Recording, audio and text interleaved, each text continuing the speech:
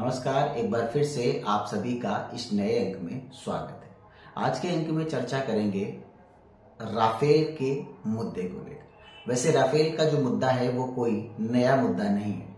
ये कई बार चर्चा में आ चुका है। जब हम राफेल की डील कर रहे थे उस समय भी, राफेल की दूसरी डील के समय भी, और जब अभी हाल फिलहाल में खरीदे गए तब भी। हालांकि कुछ उसकी खेप जो है वो आने वाले समय में यहाँ पर आ जाएगी, मगर अब इस पूरे मुद्दे को लेकर ऐसा लग रहा है कि देश में राजनीति जो है वो चरम पर हावी हो चुकी है। कांग्रेस पार्टी के यूपी प्रदेश के अध्यक्ष जो कई बार चुनाव हार चुके हैं, जिनको अपने फैमिली का ही वोट नहीं मिल रहा है, वो अब हमारे देश की सेना के शौर्य पर ही सवाल उठा रहे हैं। एक डमी राफेल लेकर, जैसे कि हम ये मानकर चले कि उनको डमी वोट्स कुछ मिल गए होंगे, ऐसे राफेल को लेकर वो नींबू मिर्च टांग कर उस राफेल का मजाक उड़ा रहे हैं। दरअसल ये राफेल का मजाक नहीं है, ये हमारे सेना के उस शौर्य का मजाक है। लेकिन क्या है कि पिछले 2 बार से और तीसरी बार से वो चुनाव में जबरदस्त तरीके से हार चुके। वो, उनकी पार्टी, उनके बड़े राजनेता सब के सब चुनाव में हार चुके। मगर वो लोग कई बार इस बात को लेकर सवाल उठाते हैं कि जो कुछ भी देश में बड़े बदलाव हो रहे हैं उसके लिए उनकी पार्टी ही जिम्मेदार है। अब जब देश में जातिगत जनगणना का मुद्दा हो रहा है तो उसमें वो कांग्रेस पार्टी को कह रहे हैं कि उनकी वजह से हो रही है। देखिए, उनकी वजह से तो इस देश में कुछ भी नहीं हुआ है। वो सिर्फ और सिर्फ किसी पूर्व प्रधानमंत्री की फैमिली से आते हैं, इसलिए वो चुनाव जीत रहे हैं, वरना वो पार्षद का चुनाव भी नहीं जीत सकते। ये बात इस देश की भली बात पूरी जनता जो है वो जानती है। अब इस पूरे मुद्दे को लेकर जब हमारे देश में इस तरह के हालात बन चुके हैं, युद्ध की आहट है, पाकिस्तान जो है वो आए दिन सीमा पार से फायरिंग कर रहा है, उसने हमारे कितने अपने निर्दोष लोगों को मौत के घाट उतार दिया, और अब जो है यूपी प्रदेश के अध्यक्ष अजय राय हमारी अपनी सेना के शौर्य पर सवाल उठा रहे हैं। क्या ये बात उनको नहीं पता है कि हर एक उस आतंकी घटना का सही समय पर सटीक जवाब दिया जाता है? देखिए, क्या है कि जब से आतंकवादी घटना हुई है तब से भारत की तरफ से सधे हुए बयान आ रहे हैं।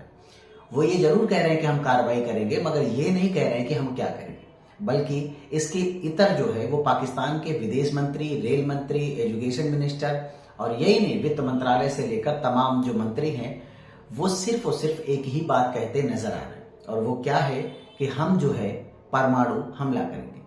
उस मूर्ख इंसान को ये बात पता होनी चाहिए कि परमाणु अटैक किसी भी मुल्क पर ऐसे नहीं हो जाता है।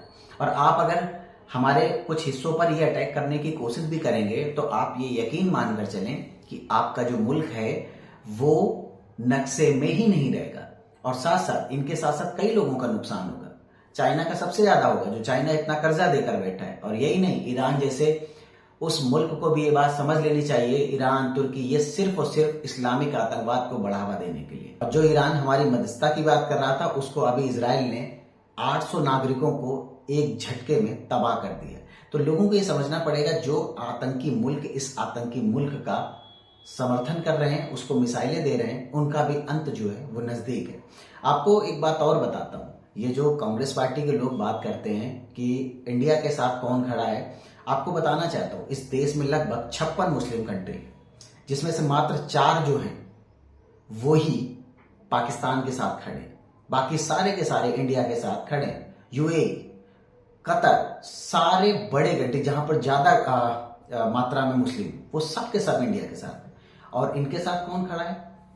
अजरबैजान, उसके अलावा ईरान, तुर्की और पाकिस्तान खुद। तो लोगों को ये समझना पड़ेगा कि प्रधानमंत्री मोदी की इस नीति के तहत जिस तरह के बड़े डेवलपमेंट देखे गए हैं, उसके कई सारे सवाल आज लोगों के जहन में भी हैं। तो ये बात लोगों को समझ जानी चाहिए कि इस पूरे आतंकी हमले का सही समय पर सटीक जवाब दिया जाएगा। देखिए, क्या है कि जल्दबाजी में कोई फैसले लेना ये सिर्फ और सिर्फ मूर्खता का एक कारण हो सकता है। हम ऐसा नहीं कर सकते कि हमने किसी के ऊपर जाकर अटैक कर दिया। सारी चीजें होती हैं, यूएन में देकर जवाब देना पड़ता है, इंटरनेशनल कोर्ट में जवाब देना पड़ता है। होता क्या है कि जब हमारे अपने ही लोग देश को खोखला करने लगे तो लोगों को ये समझ जाना चाहिए कि सत्ता जो है वो बिल्कुल सटीक हाथों में। मैं ये तो नहीं कहता कि कौन युद्ध के समय किसके साथ खड़ा होगा, मगर मुझे जहां तक इनकी बातों से ऐसा ही लगता है कि ये लोग कब किसकी वकालत करने पर आ जाएं, कुछ नहीं कहा जा सकता। इस पूरे घटनाक्रम के बाद सुधांशु त्रिवेदी ने साफ तौर पर यह कहा है कि पाकिस्तान जो है जो कह रहा है वही यहां पर कांग्रेस पार्टी के प्रवक्ता और उनके लोग कह रहे हैं। अब सवाल इसी बात का है कि कांग्रेस पार्टी को ऐसे मूर्खता भरे कदम नहीं उठाने चाहिए। युद्ध में हार जीत किसकी होगी ये समय तय करेगा, आने वाले समय में क्या होगा ये भी समय तय करेगा। मगर जैसे ही भारत सरकार ने इस पूरे कदम को आगे बढ़ाया है, कई सारे राज्यों में इसकी सुगबुगाहट जो है वो होने लगी।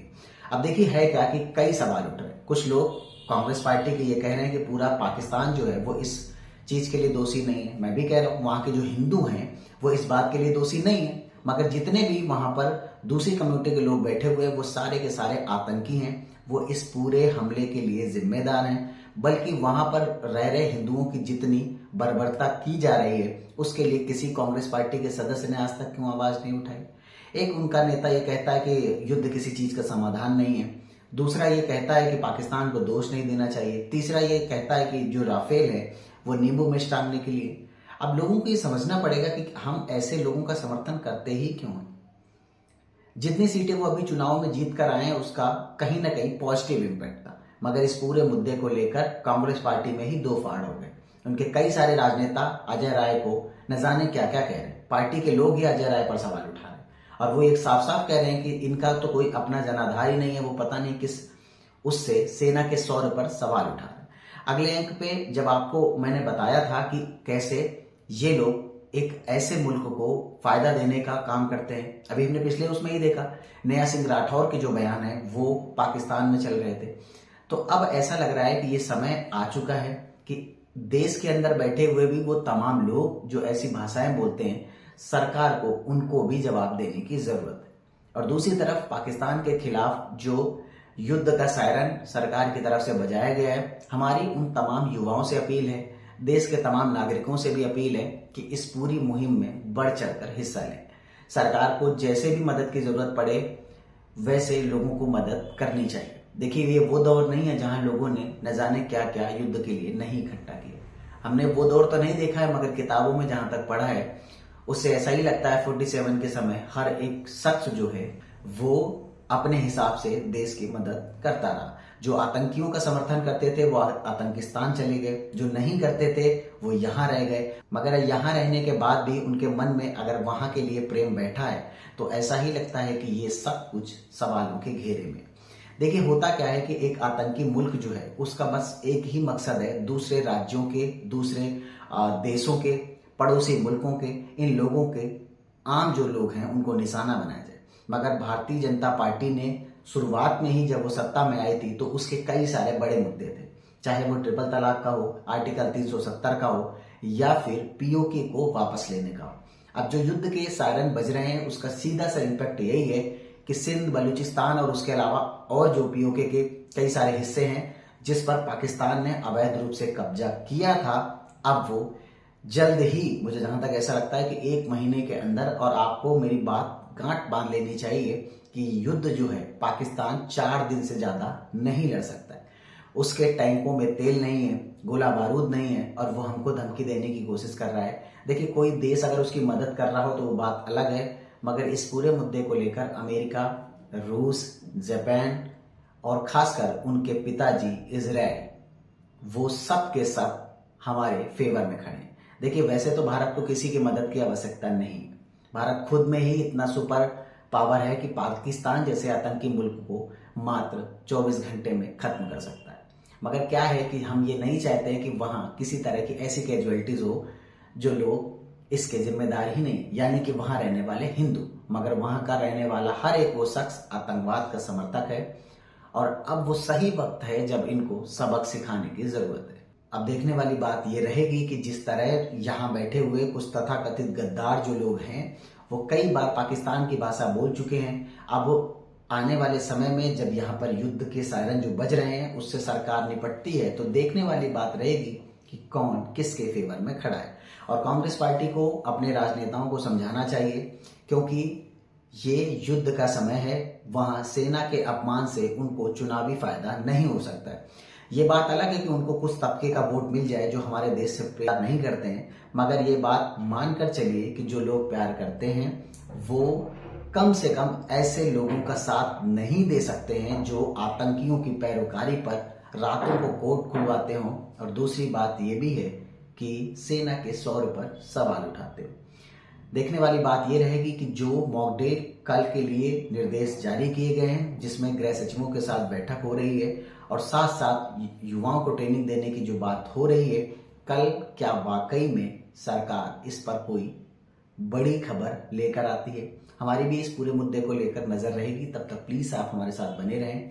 अभी तक अगर आपने चैनल को सब्सक्राइब नहीं किया है तो सब्सक्राइब जरूर करें। जय श्री राम, जय हिंद।